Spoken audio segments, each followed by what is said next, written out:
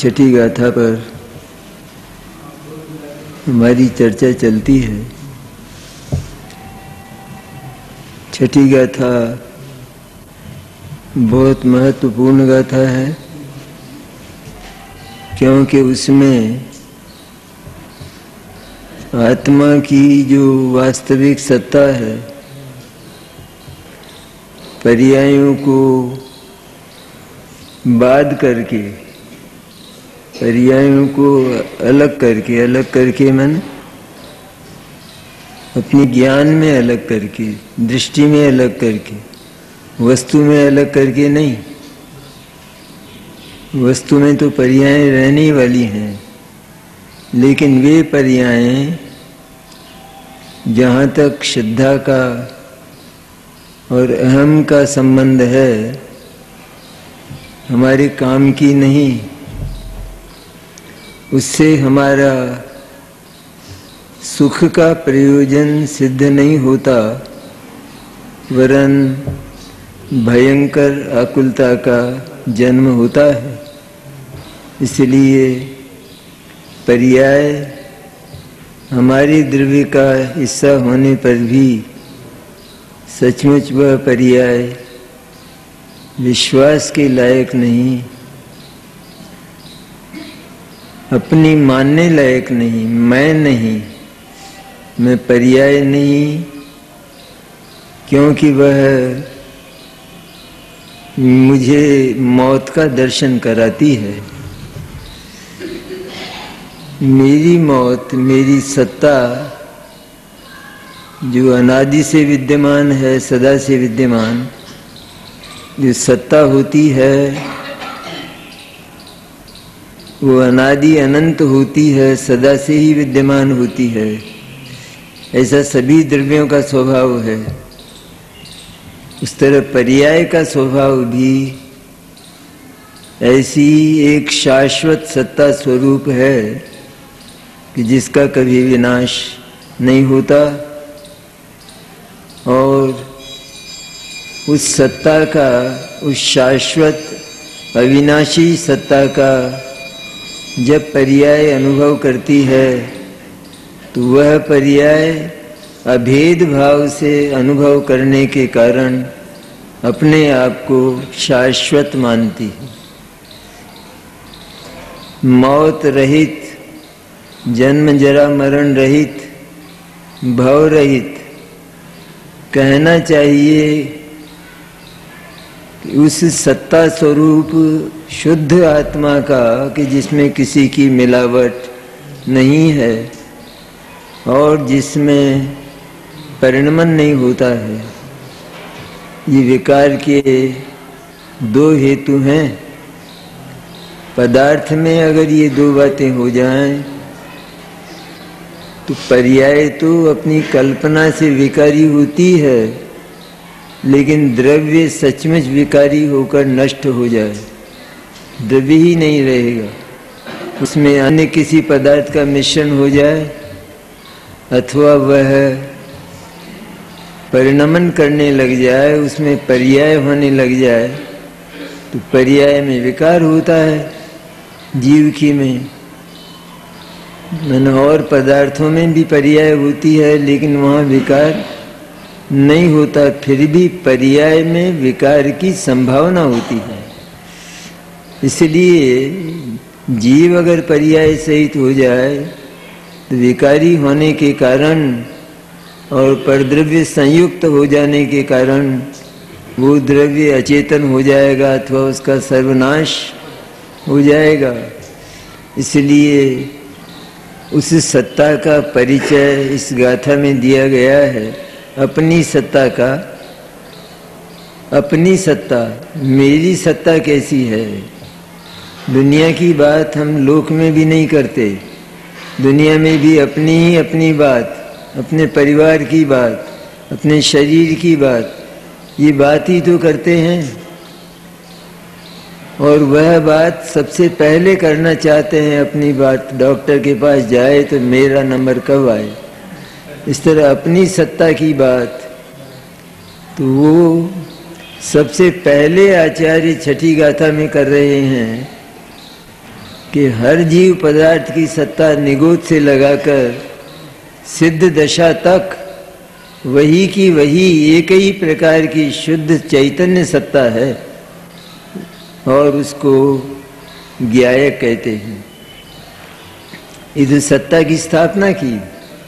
सत्ता की स्थापना होने पर फिर आचार्य कहते हैं कि वह सत्ता शुभाशुभ भावों से रहित होने के कारण, उनसे भिन्न होने के कारण, शुभाशुभ भावों का उसमें अभाव होने के कारण, क्योंकि शुभ भाव और अशुभ भाव दोनों परावलंबी पराश्रित भाव हैं। और सबसे बड़ी बात कि वे अकिंचितकर भाव हैं।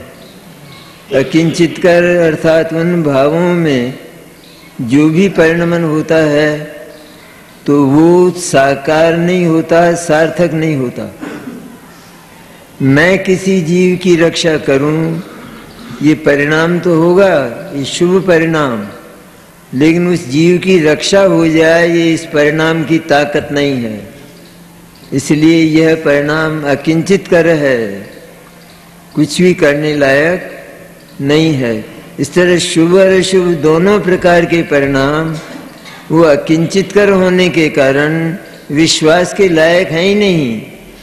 1 करोड़ परिणाम हो लेकिन उनमें से एक परिणाम भी कभी हमें सार्थक होता हुआ नजर नहीं आता। एक दिन में विकल्प कितने होते हैं? असंख्य विकल्प होते हैं एक दिन में, असंख्य विकल्प होते हैं, लेकिन काम कितना होता है? उस विकल्प का जो विषय होता है वो कितना साकार होता है, कितना सार्थक होता है? तो विकल्प की व्यर्थता रही या नहीं रही? इसी तरह ये सारे ही जितने भी शुभ और अशुभ विकल्प हैं और इनका जन्मदाता जो मिथ्या दर्शन है, शुभ और अशुभ का जन्मदाता कौन है? शुभ और अशुभ भी राग द्वेष की परिणतियां हैं, उनका जन्मदाता मिथ्या दर्शन है। मिथ्या दर्शन अगर नहीं हो तो शुभ और अशुभ भाव का जन्म ही ना हो।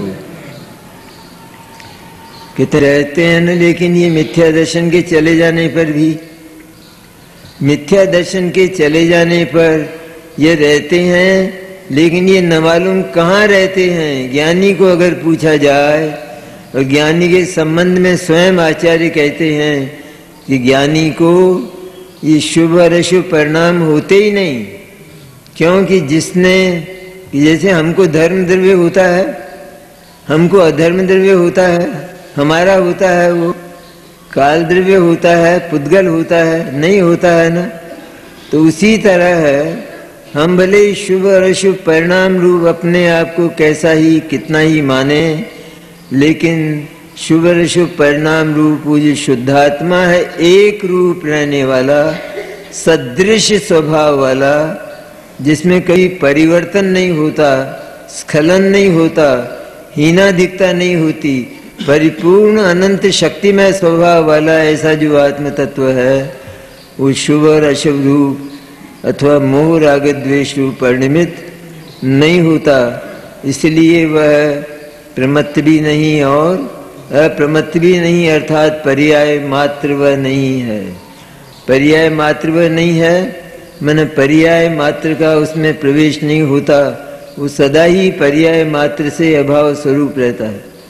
पर्याय का प्रवेश हो जाए तो वह द्रव्य स्वभाव में न, अथवा शुद्धात्मा में न, वह द्रव्य 2 अर्थ में आता है ना।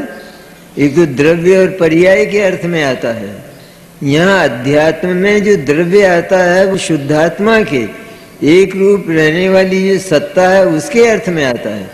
वहाँ उसमें पर्याय शामिल नहीं, पर्याय उसमें न्यारी अलग, बल्कि यहाँ तो उस शुद्धात्मा को जो बताना है वो पर्याय को अलग करने के लिए ही बताना है। क्योंकि पर्याय का अलगाव अगर हमें नहीं लगता है शुद्धात्मा से, तो हम शुद्धात्मा को क्षणिक मानते हुए मिथ्या दृष्टि और अज्ञानी ही बने रहते हैं, नित्य यही बने रहेंगे। इसलिए आचार्य कहते हैं कि वह शुद्ध तत्व वह प्रमत्त और अप्रमत्त जो नहीं है, ऐसा ज्ञायक भाव जो एक भाव है, जो एक भाव है अर्थात जो एक सत्ता है। एक भाव ही तो नहीं माना हमने। क्या नहीं माना आज तक? कि एकमात्र पर्याय में हम करते हुए पर्याय की सत्ता को द्रव्य रूप स्वीकार किया, पूरे आत्मा के रूप में स्वीकार किया, लेकिन उस पर्याय से रहित, पर्याय के निकट, पर्याय के भीतर ही पड़ा हुआ जो शुद्ध चैतन्य तत्व है, कि जो कभी पर्याय रूप होता ही नहीं, उसको कभी देखने की चेष्टा नहीं की, उसको स्वीकार ही नहीं किया। यहाँ तो स्वीकृति मात्र देना है, कोई निर्माण और कोई रचना नहीं करना है, स्वीकृति मात्र। मैं शुद्ध चैतन्य हूँ। तो शुद्ध चैतन्य की सत्ता स्थापित करने के बाद आचार्य कहते हैं इस पैराग्राफ की अंतिम पंक्ति में कि वही समस्त अन्य द्रव्यों के भावों से भिन्न रूप से उपासित होता हुआ शुद्ध कहलाता है। कि वह समस्त अन्य द्रव्य के जो भाव हैं, अजीव के जो भाव हैं, जो कर्म हैं, उन कर्मों से पृथक सदा ही आत्मा निष्कर्म पड़ा है, निष्क्रिय पड़ा है, सदा ही अपरिणामी पड़ा है। ऐसा जो अपरिणामी निष्क्रिय शुद्ध चैतन्य तत्व अकर्मा है, जिसमें कर्म का नाम निशान, पुद्गल कर्म का तो जिसमें नाम निशान है ही नहीं, लेकिन जो शुभ और अशुभ भाव रूप कर्म है उनका भी नाम निशान। शुभ और अशुभ भाव को भी आचार्य ने कर्म कहा है। उनका कर्ता, उनमें अहम करने वाला और उनका कर्ता आत्मा वास्तव में नहीं है।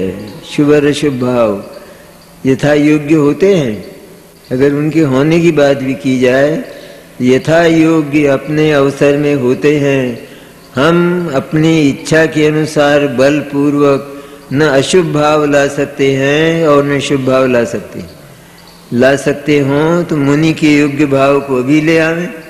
अगर हम शुभ भाव ला सकते हैं, अशुभ भाव ला सकते हैं, तो यहाँ बैठे हैं, पुण्य भाव चल रहा है, ज्ञान भाव चल रहा है, उसको हम ले आवें, अशुभ भाव को ले आवें, नहीं आएगा।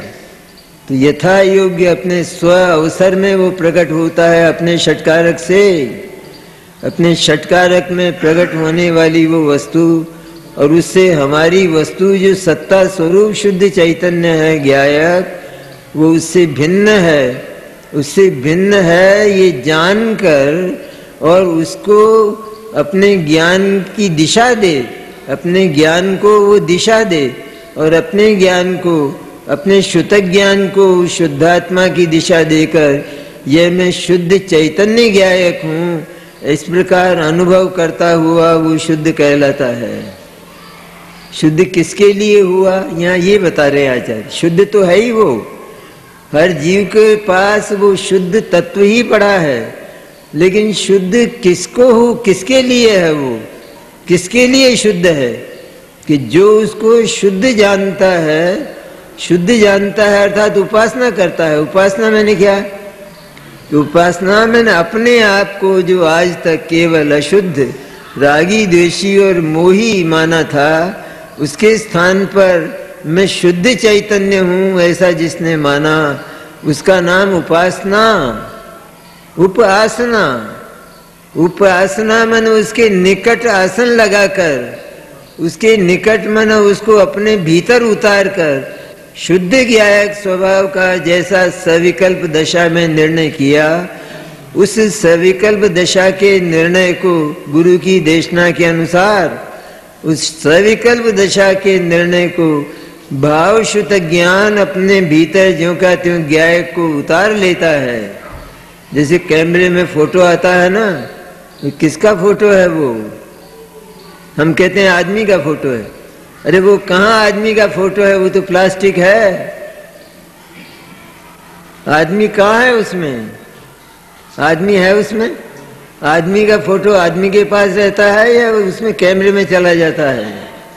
आदमी दूर पड़ा रहता है और वो कैमरा, उसका फोटो, उसका प्रतिबिंब अपने भीतर उतार लेता है उस आदमी से निरपेक्ष रहकर। आदमी कारण नहीं उसका। इस तरह ज्ञायक भाव को भाव शुद्ध ज्ञान अपने भीतर उतार कर यह मैं ज्ञायक हूँ इस प्रकार भाव शुद्ध ज्ञान बोलता है। और उस बोलने को मैंने उस अनुभूति को आचार्य उपासना कहते हैं। लाइन कितनी सुंदर है। किसके लिए शुद्ध हुआ? आज मुझे उस शुद्धात्मा की प्राप्ति हुई। तब बोलेगा वो। जिस शुद्धात्मा की चर्चा जिनवाणी अनादिकाल से करती आ रही है, ये शब्द ब्रह्म जिसके गीत गा रहा है, वो शब्द ब्रह्म कहता है कि हर जीव के पास वो शुद्ध चैतन्य भगवान आत्मा ज्ञायक भगवान हर जीव के पास पड़ा हुआ है। ये मैंने सुना था, सुना तो था, लेकिन ये मेरे अनुभव में इसका स्वाद मुझे नहीं आया था। इसका मधुर मधुर स्वाद है, मधुरतम स्वाद है। लोक के व्यंजनों का स्वाद तो क्या होगा। इसमें आकाश से भी अनंत गुण पड़े हैं।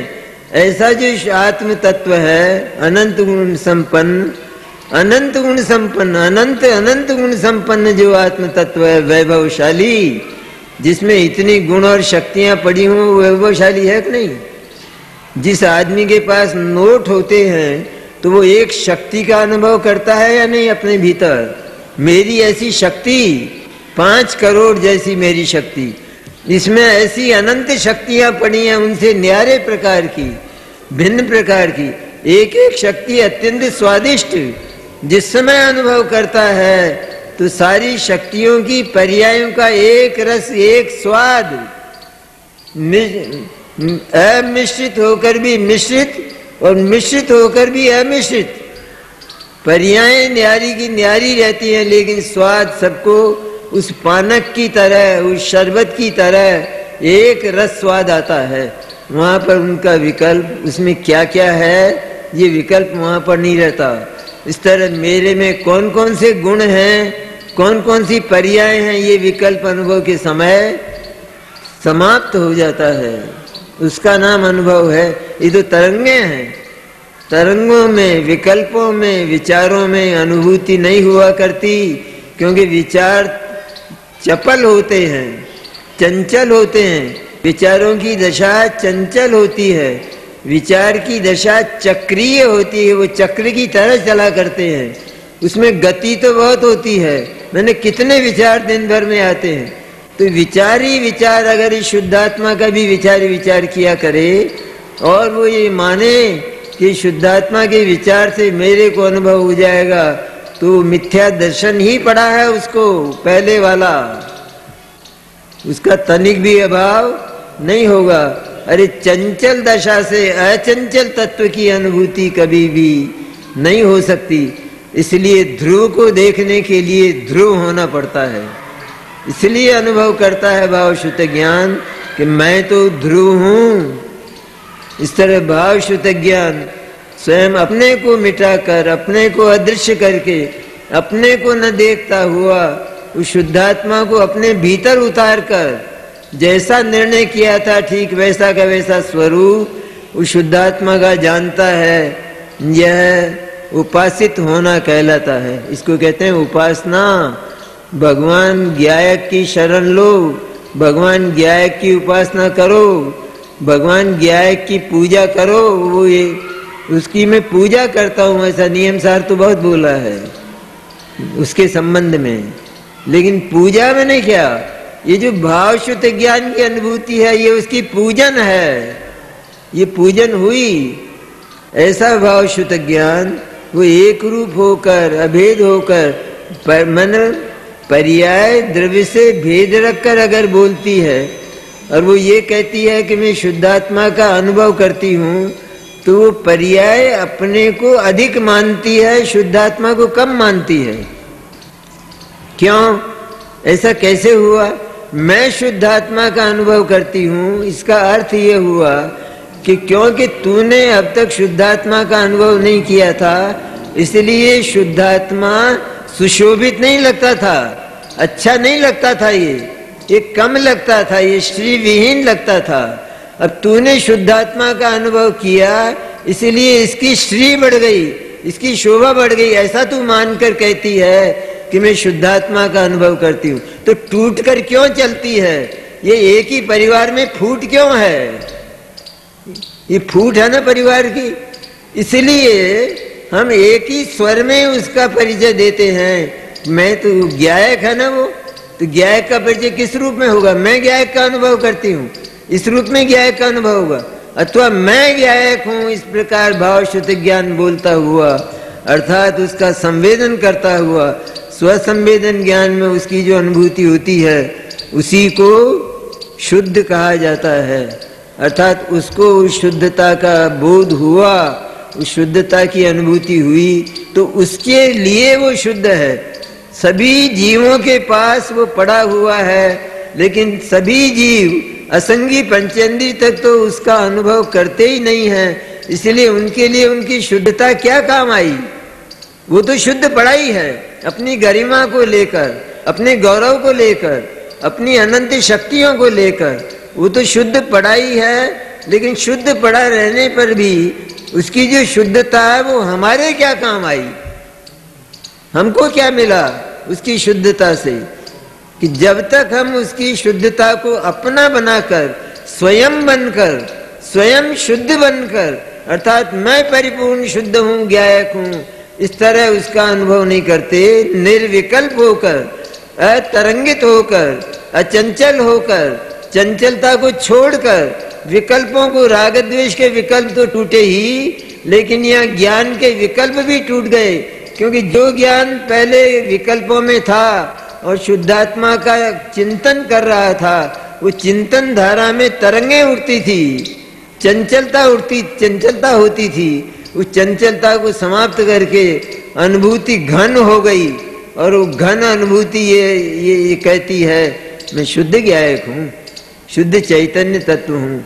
इसको कहते हैं आचार्य उपासना।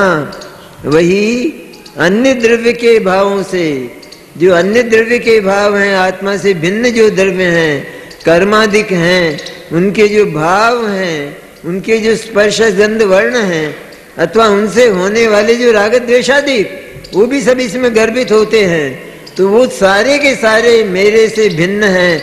उनसे भिन्न जानकर, वे मेरे से भिन्न, ये विकल्प अगर चले तो भी अनुभूति नहीं होगी। वे मेरे से भिन्न ऐसा करता रहेगा तो क्या होगा? लेकिन वे मेरे से भिन्न ऐसा जानकर, उनसे विमुख होकर, उनसे अपने मुंह को मोड़कर और शुद्ध ज्ञायक के सन्मुख होकर मैं शुद्ध ज्ञायक हूँ, ऐसा जो अभेद भाव से बोलता है, ये संगठन की पराकाष्ठा है, ये अभेदता की पराकाष्ठा है। ऐसा अनुभव करता हुआ, ऐसा उपासित होता हुआ, अन्य द्रव्य के भावों से भिन्न उपासित होता हुआ, क्योंकि अन्य द्रव्य के भावों से ये रीता ही है, खाली ही है। अन्य द्रव्य के भावों से हमने इसको रीता किया हो ऐसा नहीं है। अन्य द्रव्य के भावों का मिश्रण हमने इस ज्ञायक के साथ कल्पना से किया था, भावों का मिश्रण नहीं हुआ था।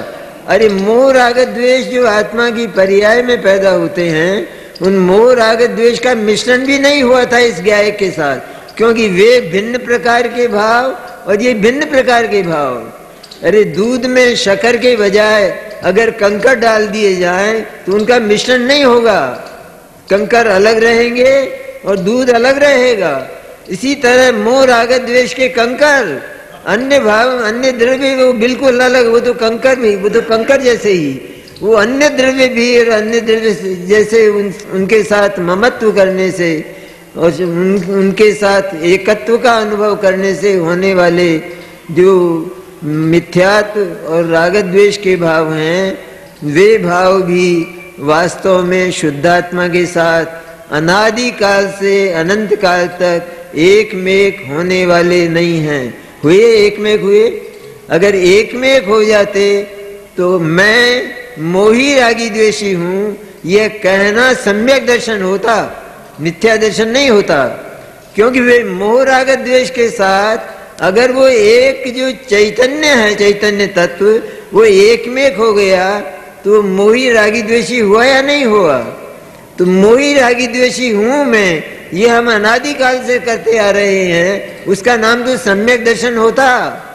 लेकिन मिथ्या दर्शन इसलिए कहा कि ये भाव मोह राग द्वेष को ज्ञायक के साथ एक में करके देखते रहे, मिथ्या दर्शन के भाव, मिथ्या ज्ञान के भाव, लेकिन वो ज्ञायक इन मोह राग द्वेष को छूता नहीं और मोह राग द्वेष उस ज्ञायक को कभी छूते नहीं, वे सदा न्यारे ही रहते हैं। इस प्रकार न्यारा रहता हुआ ज्ञायक और मिथ्या दर्शन इत्यादि के भाव क्या करते हैं? परद्रव्य को आत्मा का मानने वाले, शरीर को आत्मा मानने वाले मिथ्या दर्शन भाव, वो कभी शरीर को आत्मा बना पाए अथवा आत्मा को शरीर बना पाए? कुछ नहीं कर पाए। मैंने ये इनके जो विषय होते हैं उन विषयों में ये मिथ्या दर्शन, मिथ्या ज्ञान और मिथ्या चारित्र के भाव कुछ कर नहीं पाते हैं। ये तो आत्मा के भीतर ही भीतर होकर रह जाते हैं। जैसे कोई पुरुष किसी से द्वेष रखता हो तो उससे झगड़ तक नहीं सकता, अशक्त है, कमजोर है इसलिए, लेकिन मन ही मन उसको गालियां देता है। इस तरह से ये मिथ्या दर्शन, मिथ्या ज्ञान के भाव, ये मन ही मन भीतर ही भीतर, ये मैं देह हूँ, ये मैं मोह हूँ, ये मैं राग हूँ, ये मैं द्वेष हूँ, ये मैं जीव स्थान हूँ, ये मार्गणा स्थान हूँ, ये गुण स्थान हूँ, इस प्रकार का करके रह जाते हैं। लेकिन वे कभी आत्मा को जीव स्थान, गुण स्थान, मार्गणा स्थान और मोह राग द्वेष बना नहीं पाते हैं, न्यारे के न्यारे रहते हैं। तो भीतर का भीतर ही मिथ्या दर्शन चला करता है। इसलिए आचार्य कहते हैं कि ये भाव तो व्यर्थ के भाव हैं, तू भीतर ही भीतर बैठकर गालियां देगा, इससे होने वाला क्या है? उस पुरुष का क्या हो जाने वाला है कि जो करोड़पति है और जिसके पास नकद करोड़ रुपया पड़ा है, उसके करोड़ रुपए के नाश की अगर तू भावना भी करता है तो उसे करोड़ रुपए का नाश कभी होने वाला नहीं है। इसलिए ये गाली देना बंद कर, उसका तो कुछ होने वाला नहीं है। इसी तरह आत्मा को जो कुछ भी माना गया हो वो भीतर ही भीतर माना गया मिथ्यात्व के भाव में। मिथ्यात्व का भाव, मिथ्या ज्ञान का भाव, मिथ्या चारित्र का भाव अथवा कोई भी आत्मा की पर्याय, वो आत्मा से बाहर कभी निकली ही नहीं, निकल कर उसने अपने विषय का स्पर्श किया ही नहीं, है ही नहीं। आचार्य तो ये कहते हैं मिथ्या दर्शन और मिथ्या ज्ञान का जगत में कोई विषय ही नहीं है। बताओ, अगर हो तो बताओ। जैसे जीव कहता है मैं मनुष्य हूं, बताओ ऐसा आत्मा जो मनुष्य हो, जो मनुष्य बन गया हो, है? मैं देह हूं, बताओ ऐसा आत्मा जिसके साथ देह रहती हो, जिसके साथ अनादिकाल से देह हो और वो देह रूप बन गया हो, पुद्गल के स्पर्श गंध वर्ण रूप जो बन गया हो, ऐसा आत्मा बताओ न जगत में कि हुआ ही नहीं, है ही नहीं, ऐसा होता ही नहीं है। इसलिए ये सारे के सारे मिथ्या दर्शन, मिथ्या ज्ञान के भावों के जगत में विषय ही नहीं है। जिसका विषय ही नहीं है उसका अर्थ ये हुआ कि इन्होंने जितने बोल बोले हैं वे सारे बोल बिल्कुल झूठे, असत्य और विश्वास करने लायक नहीं है। इसलिए मोह राग द्वेष की वृत्तियां, इनको आत्मा में मिलाना तो दूर रहा, लेकिन इसका विश्वास करना भी छोड़ो। इनका विश्वास करना छोड़कर सत्ता स्वरूप, सत्स्वरूप विद्यमान जो तत्व है, ज्ञान स्वरूप, आनंद स्वरूप जो तत्व है, शुद्ध चैतन्य, उस शुद्ध चैतन्य के संबंध में बोलो ना, वो तुम्हारा है, वो तुमको छोड़कर कभी कहीं गया नहीं। हम निगोद में गए, निगोद में हमने उसको भुलाया और हर गति में यहाँ सैनी पंचेंद्रिय दशा में भी उस निगोद जैसी ही दशा है, कोई फर्क नहीं है निगोदिया जीव में और हमारे भीतर। अरे वो भी देह को आत्मा मानता है और हम भी देह को आत्मा मानते हैं। ऐसा मानते आने पर भी, अनादिकाल से ऐसा मानते आने पर भी वह शुद्ध तत्व देह बनता नहीं है। लेकिन इतना होने पर भी पर्याय के द्वारा इतना अनर्थ और इतना अन्याय और इतना अपराध किया जाने पर भी कि कुछ का कुछ बोलती है। वो है ज्ञायक चैतन्य, सोने का डला, स्वर्ण तत्व है वो, उसको रांगा बोलती है। उसको लोहा बोलती है। ऐसा बोलने वाली पर्याय, उस पर्याय ने तो उसको छोड़ा सदा से, लेकिन ज्ञायक तत्व की महिमा देखो कि उसने पर्याय को कभी छोड़ा नहीं। अगर जीव निगोद में भी उस ज्ञायक को याद करे तो वहीं उसे सम्यक दर्शन होगा, कोई रोकने वाला नहीं है। लेकिन वो याद ही नहीं करता है, वो करेगा भी नहीं और वो करता भी नहीं है। पर निगोद में भी अगर वो शरीर से ममत्व तोड़कर, उससे अहम तोड़कर और ज्ञायक को याद कर ले तो वहीं उसका मोक्ष हो जाए, वही मोक्ष है। ऐसा जो ज्ञायक तत्व है वह जब शुद्ध ज्ञान के अनुभव में आता है तो शुद्ध ज्ञान की संज्ञा भी भाव शुद्ध ज्ञान हो जाती है, स्वसंवेदन ज्ञान होती है, स्वसंवित्ति, शुद्धोपयोग, धर्म ध्यान, ये सारे के सारे एक ही बात है। ऐसा उनके द्वारा अनुभव किया जाता हुआ वह शुद्ध कहलाता है, शुद्ध कहलाता है। जिसके अनुभव में आया उसके लिए शुद्ध है, जिसके अनुभव में नहीं आया उसके लिए शुद्ध नहीं है। इस प्रकार इस पहले में आत्मा को पर्याय मात्र से भिन्न बताकर आचार्य ने ज्ञायक सत्ता की स्थापना की। अभी पर्याय मात्र से छठी गाथा में अलग बताया ना, वैसे सारी ही जिनवाणी का प्रयोजन यह है कि जहां भी पूरे द्रव्य की चर्चा, द्रव्य गुण पर्याय की चर्चा अथवा द्रव्य पर्याय की चर्चा आती है तो वहां द्रव्य पर्याय की चर्चा को समाप्त करके और आचार्य द्रव्य के पास चले जाते हैं। ये क्या तरीका है? ऐसा क्यों होता है? वो इसलिए होता है कि पर्याय हमको कभी भी शरण देने वाली नहीं। हम शरण चाहते हैं, हम चाहते हैं नहीं चाहते, हम सुख चाहते हैं नहीं चाहते, सुख चाहते हैं। पर्याय के अवलंबन से, पर्याय में हम करने से सुख कभी मिलने वाला नहीं है। इसलिए ये तो प्रैक्टिकल करके क्यों नहीं देखते हम? पर्याय का जो हम वर्तमान में हमारे साथ है, हमको है, वो पर्याय का हमको आराम दे रहा है। किसी से भी पूछो तो हर व्यक्ति ये बोलता है कि कुछ मत पूछो, कुछ ठिकाना नहीं है, सब अपने दुख का रोना रोते हैं। तो सब ये दुख क्यों है? आचार्य उसका केवल एक निदान करते हैं, ये जो पर्याय के साथ हमको मोह पड़ा है, इस सारे दुखों की जड़ है। भ्रम हो गया है कि मैं संपूर्ण रूप से ये पर्याय ही हूं। अरे एक बहुरूपिया भी हमसे ज्यादा अच्छा होता है, ज्यादा अच्छा होता है। वास्तव में एक नाटक करने वाला भी हमसे ज्यादा अच्छा होता है। बहुरूपिया 10 वेश बनाता है, 20 वेश बनाता है, लेकिन वह वेश को अपने आप से न्यारा ही मानता है। और वो जो वेश होता है वो है तो सही, बस इतनी बात। वेश है लेकिन वेश के साथ उसका ममत्व नहीं है। वो अपने को एक रूपिया मानता है, बहुरूपिया नहीं, पर अपने आप को एक रूपिया मानता है। जब घर जाता है तो अपना वेश वैसा का वैसा बना लेता है।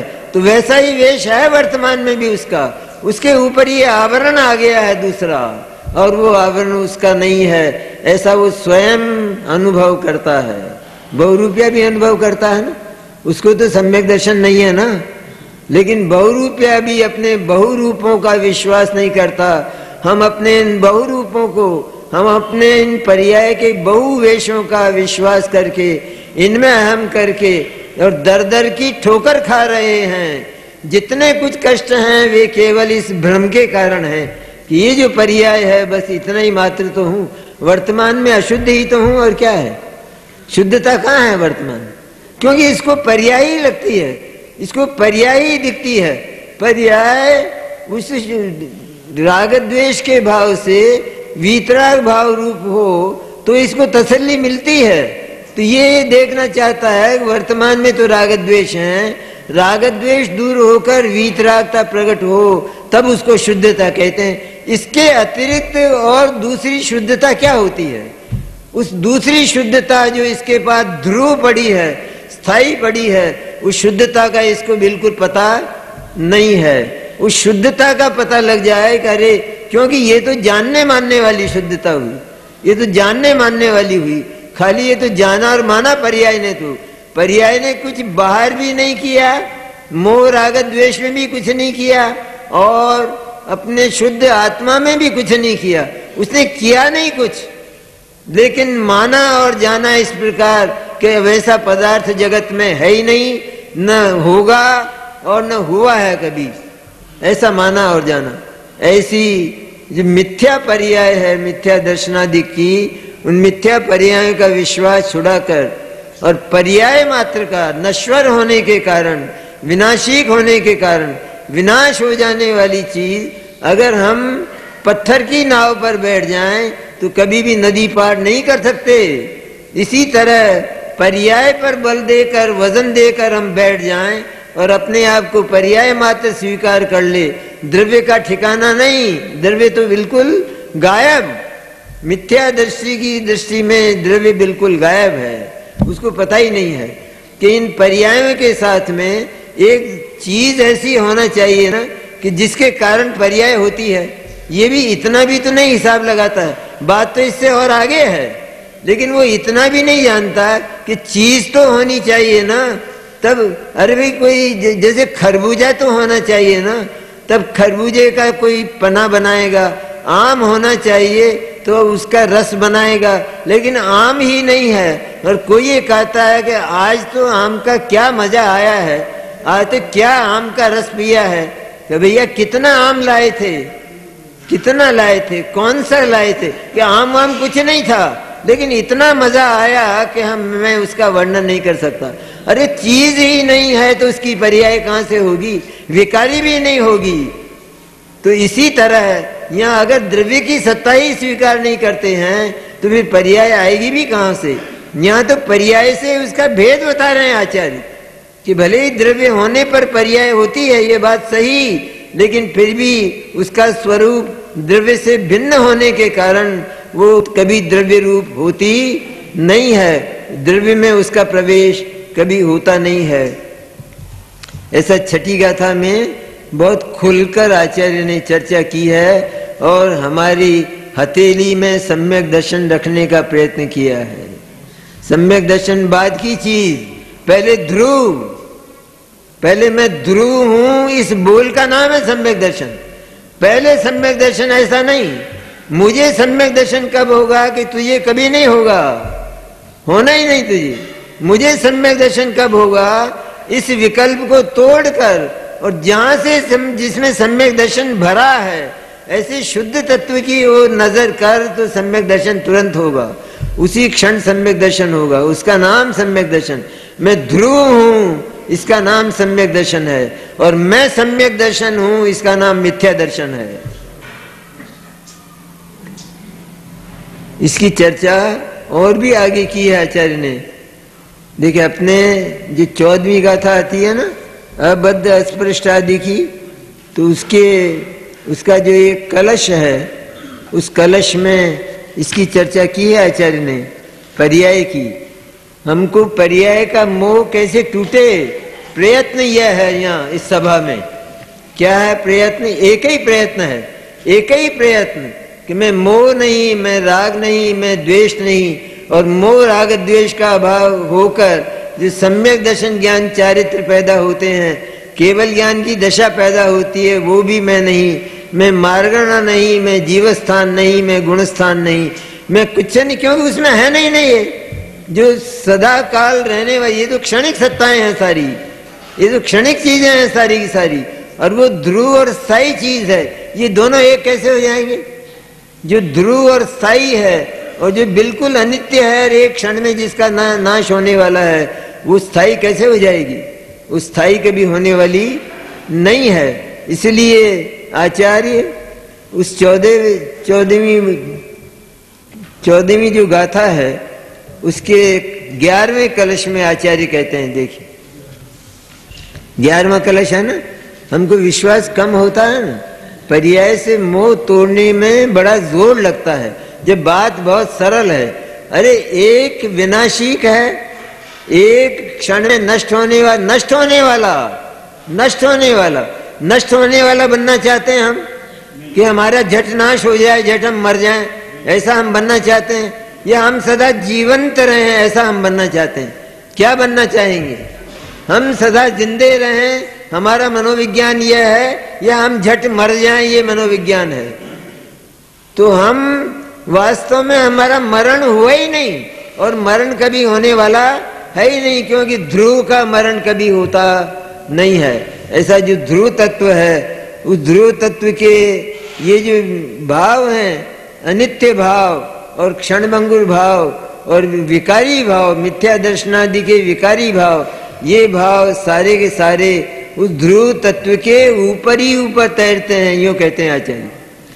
जो बद्ध स्पृष्टादि भाव हैं, बद्ध स्पृष्ट, अनन्य, नियत, अविशेष और असंयुक्त, ये तो ये गुण, और इनके उल्टे जो भाव हैं, बद्ध स्पृष्ट, अन्य, अनियत, अविशेष और संयुक्त, ये जो भाव हैं, ये भाव भी क्षणभंगुर हैं, सारे पर्यायार्थिक भाव हैं।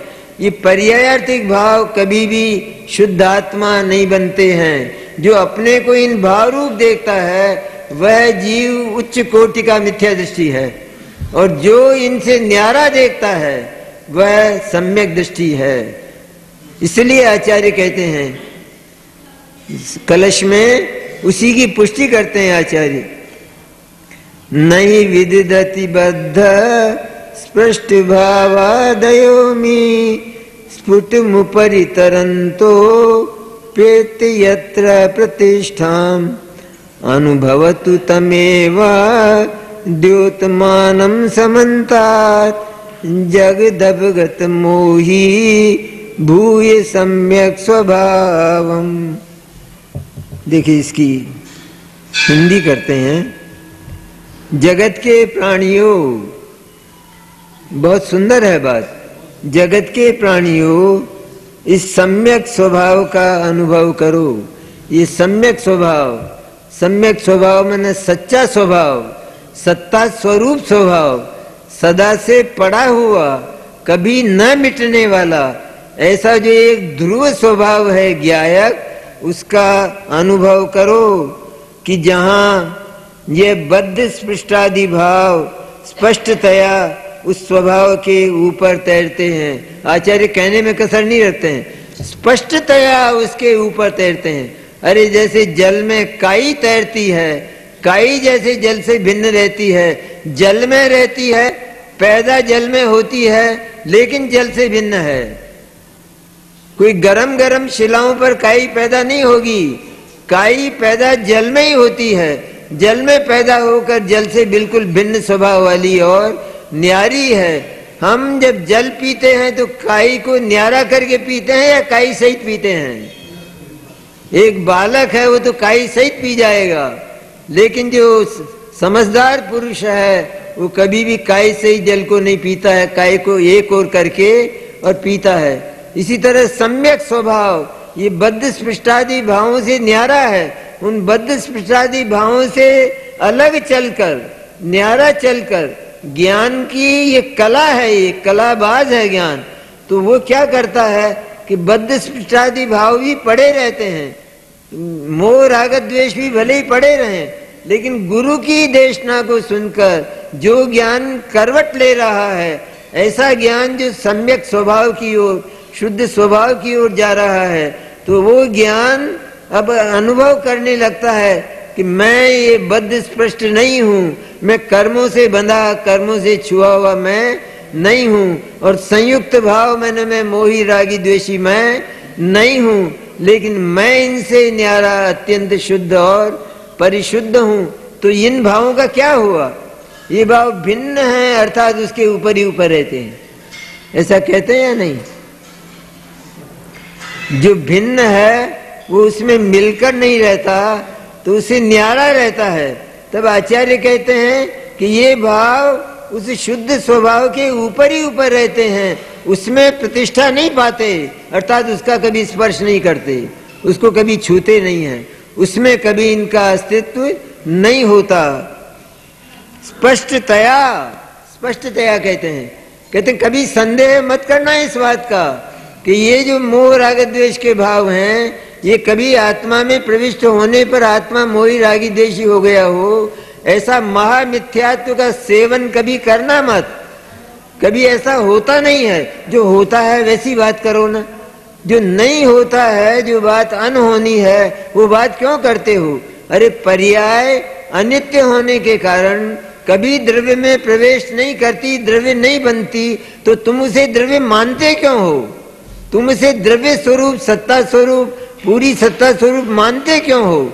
ये मानते हो, यही सबसे बड़ी भूल और सबसे बड़ा भ्रम है। ये भ्रम हो जाने पर क्या क्या नहीं होता है। एक भ्रम हो जाए तो उसमें क्या क्या नहीं हो जाता है।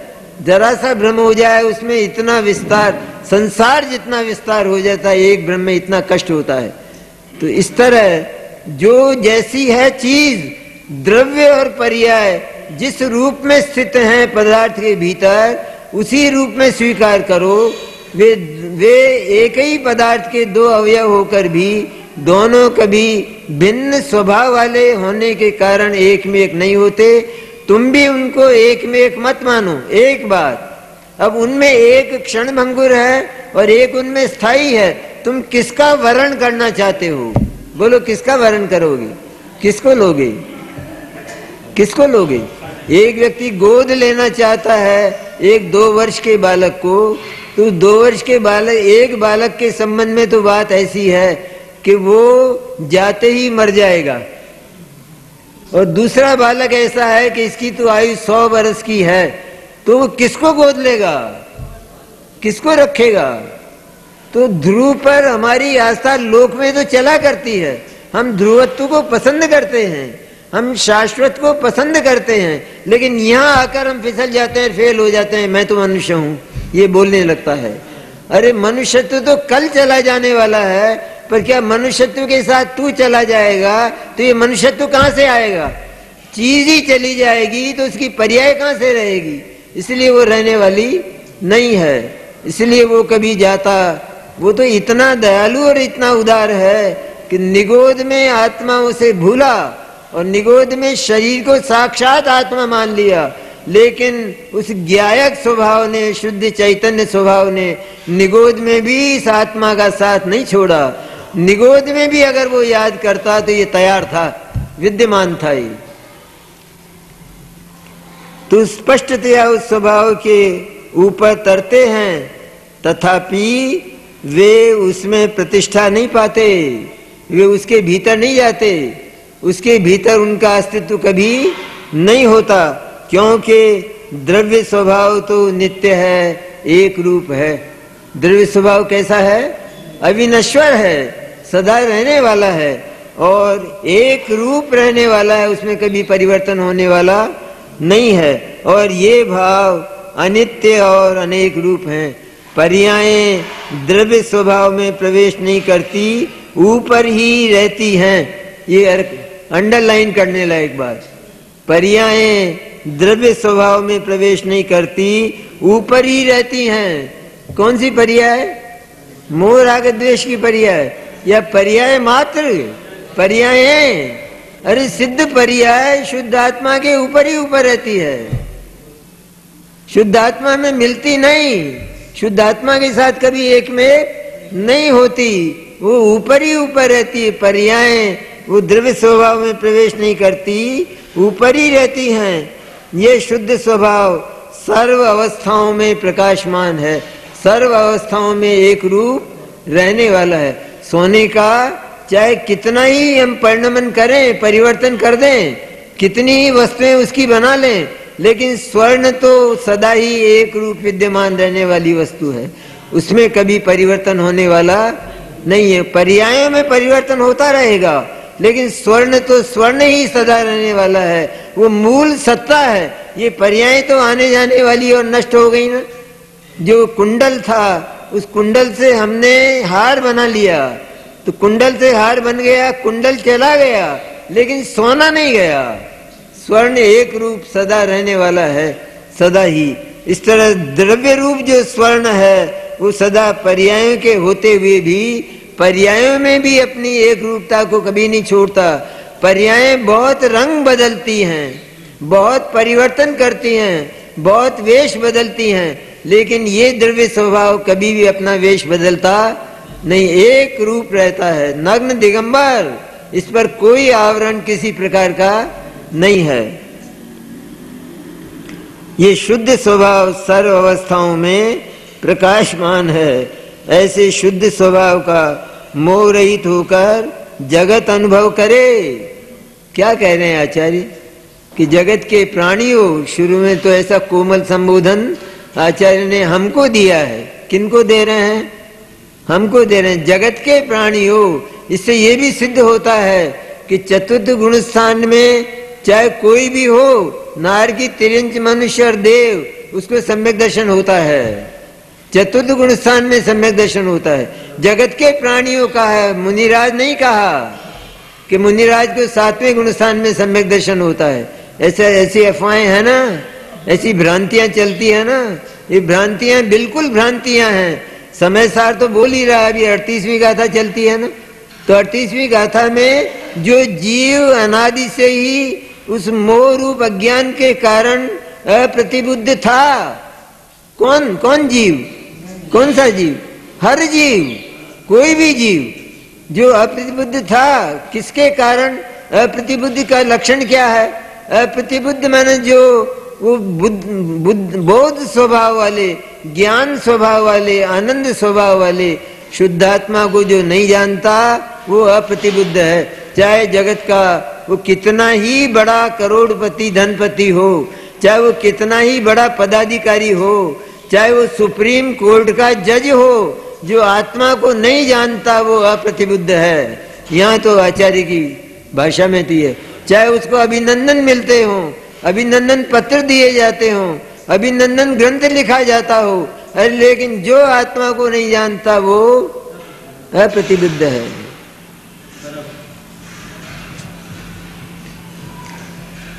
अपने को नहीं जाना तो किसको जानेगा?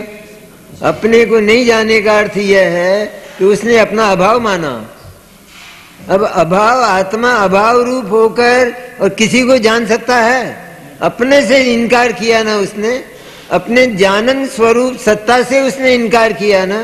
तो जानन स्वरूप सत्ता को जिसने नहीं माना तो उसने तो अपना अभाव माना ना। तो अभाव मानने वाला वो किसको जानेगा जगत में? किसी को नहीं जानता, उसको ज्ञान भी नहीं है। और राजमल जी साहब के शब्दों में उसको सुख भी नहीं है। अज्ञानी को ज्ञान भी नहीं है, ज्ञान ही नहीं है।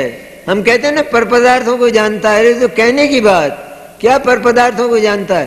पर पदार्थों को अपना जानकर जानता है, ये जानता है। ऐसा नहीं खाली जानता है, ज्ञेय के रूप में जानता हो, ऐसा नहीं भिन्न जानता हो, ऐसा नहीं है।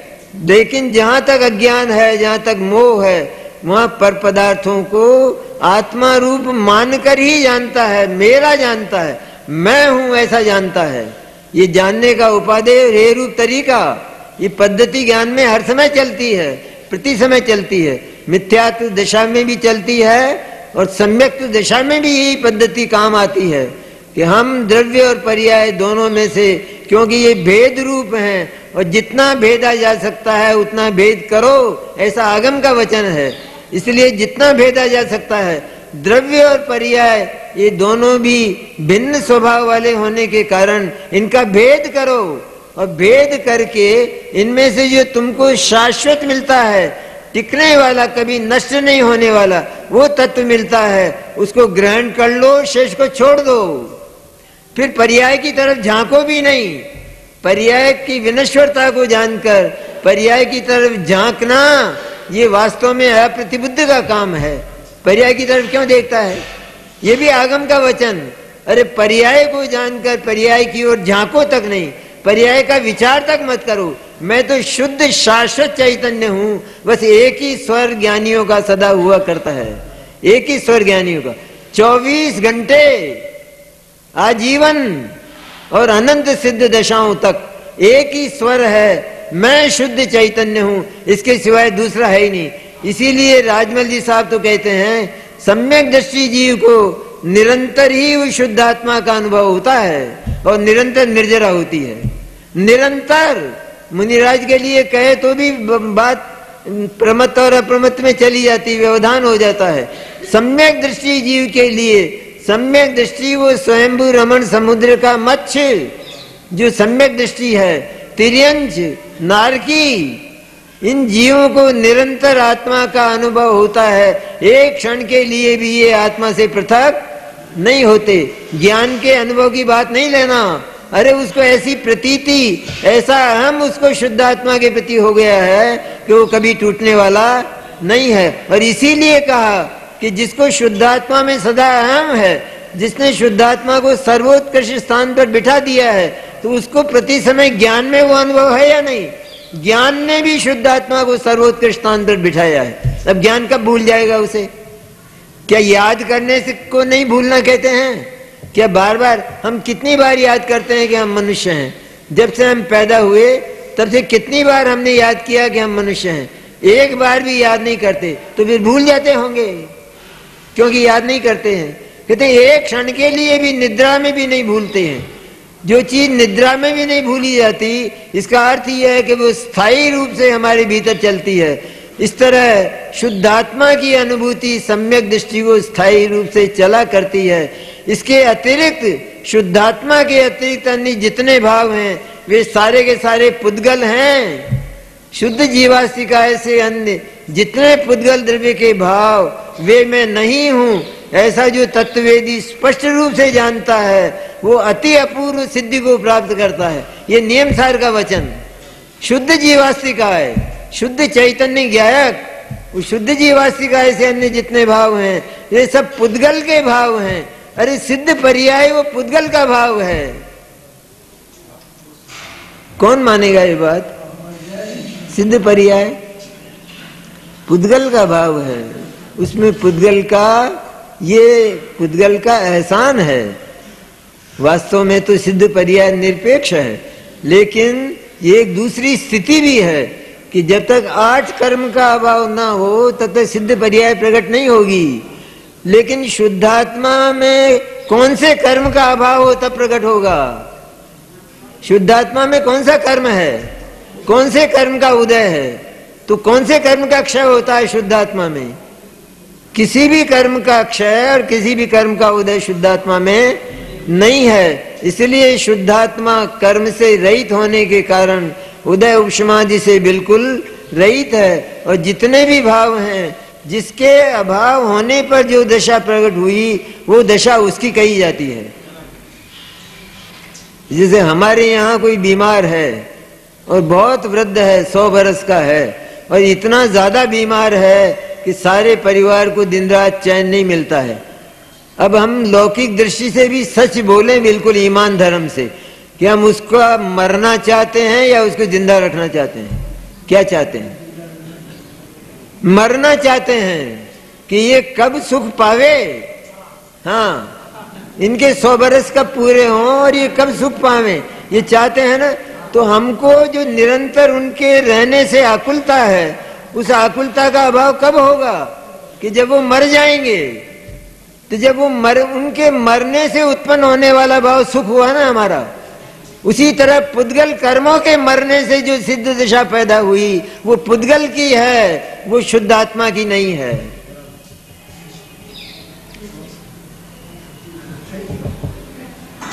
इसलिए क्योंकि मोह कर्म के उदय से उत्पन्न मिथ्यात्व रूपी अज्ञान जहां तक रहता है, वहां तक ये अनुभव नहीं होता। मोह कर्म का तो उदय हो भले ही उदय, तो मोह कर्म हमारा लगता कौन है, ये विचार करना चाहिए। मोह यहाँ तो परिस्थिति बता रहे हैं कि जीव को जब मिथ्या दर्शन का भाव होता है तो कौन सी परिस्थिति में होता है, किस परिस्थिति में हो। अरे ये जो आदमी गहल में पड़ा है, ये जो आदमी छटपटा रहा है, बराबर रो रहा है, तो ये क्या परिस्थिति, क्या हुआ इसके साथ? कहते हैं इसको बिच्छू ने डंक मार दिया है, ऐसा कहते हैं ना। हम उस संयोग बताएंगे कि नहीं बताएंगे? बताना पड़ेगा ना, वरना यूं आदमी यूं होता है क्या? वैसे ही छटपटाता है कि वैसे नहीं, कोई संयोग इस प्रकार का होता है। उसी प्रकार यहाँ भी मोह कर्म के उदय पर ज्यादा वजन नहीं देना, लेकिन जब जब आत्मा को मिथ्या दर्शन होता है तब तब मोह कर्म का उदय रहता है। मोह कर्म का उदय हो और आत्मा मिथ्यात्व को न छोड़ सके, ऐसा नहीं है, ऐसा नहीं है। क्योंकि मोह कर्म का उदय होते हुए भी मैं तो कर्म मात्र से रहित चैतन्य हूं, ऐसा जो जानता है तो वो मोह कर्म के खिलाफ बिगुल बजा देता है। ज्ञान, वो ज्ञान जो देशना पाया हुआ है सदगुरु की, वो बिगुल बजाता है। अब वो बोलता है मोह मेरा कौन लगता है, मेरे मोह के उदय का क्या काम है। मेरे ऊपर तो ज्ञान और आनंद के क्षितिज पर शुद्ध चैतन्य तपता है। शुद्ध चैतन्य, असंख्य प्रदेशी क्षितिज पर ये शुद्ध चैतन्य तप रहा है, ऐसा जानता है। इसलिए मोह कर्म के उदय में भले ही वो मिथ्यात्व भाव हो, लेकिन उससे आगे बढ़ना, वहां नहीं ठहर जाना। मोह कर्म का उदय मेरा कुछ नहीं लगता, मोह कर्म के उदय में होने वाले भाव मेरे कुछ नहीं लगते, मैं तो एकमात्र शुद्ध चैतन्य ज्ञायक हूं, ऐसा जो जानता है वो सिद्धि को वो उपासना करता है। वो उपासक हुआ शुद्धात्मा का। उसने जाना और सबके पास शुद्धात्मा है, लेकिन वे शुद्धात्मा को जानते नहीं, तो उनको शुद्धात्मा से क्या मिला। वो कारण परमात्मा कहाँ रहा। कारण परमात्मा तो तब हो कि जब वास्तव में इसको शुद्धात्मा दिखाई देकर, शुद्धात्मा का अनुभव होकर उसकी अनुभूति हो जाए और सम्यक दर्शनादि की प्राप्ति हो जाए, तब वो कारण परमात्मा हुआ इसके लिए। वरना उसके लिए कहाँ कारण परमात्मा है। ऐसी जो स्थिति है, ये छठी गाथा की काफी महत्वपूर्ण स्थिति है। अब इसके आगे फिर अपन आगम के उद्धरणों से और चर्चा करेंगे।